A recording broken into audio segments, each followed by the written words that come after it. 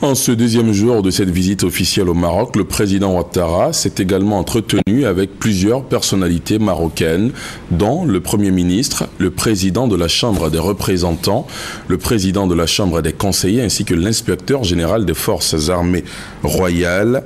La correspondance de Jérôme Kofi Abolin depuis le Maroc. Mercredi 21 janvier 2015, deuxième étape de la visite officielle du président Alassane Ouattara au Maroc.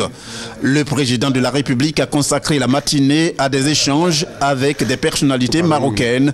La première personnalité reçue par le chef de l'État est le Premier ministre du Maroc. On a parlé d'un tas de choses, d'abord de l'amélioration du contexte économique, dans lequel les deux pays sont en train d'évoluer.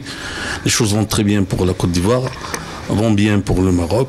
La coopération est appelée à grandir, surtout dans le domaine géré par le privé.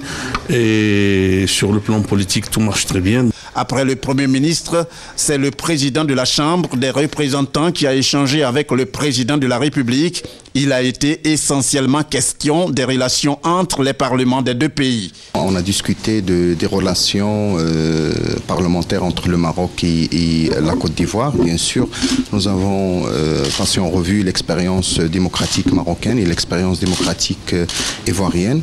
Nous sommes satisfaits des relations le Parlement ivoirien. La troisième personnalité reçue par le président Alassane Ouattara est le président de la Chambre des conseillers.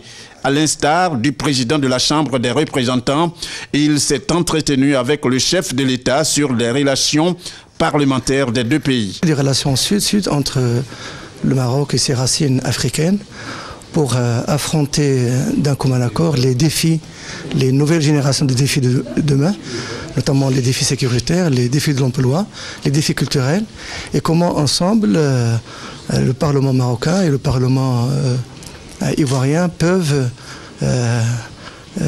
travailler ensemble, aussi bien dans les forats internationaux que de façon bilatérale, pour apporter leur contribution à cette nouvelle dynamique insufflée par Sa Majesté le roi Mohamed VI Abdelaziz et son Excellence le président Alassane Ouattara. La quatrième et dernière personnalité reçue par le président Alassane Ouattara est militaire.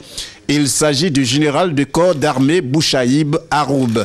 Le général Bouchaïb Haroub est inspecteur général des phares, entendez les forces armées royales. Nul doute que les échanges entre lui et le président de la République ont porté sur des questions militaires.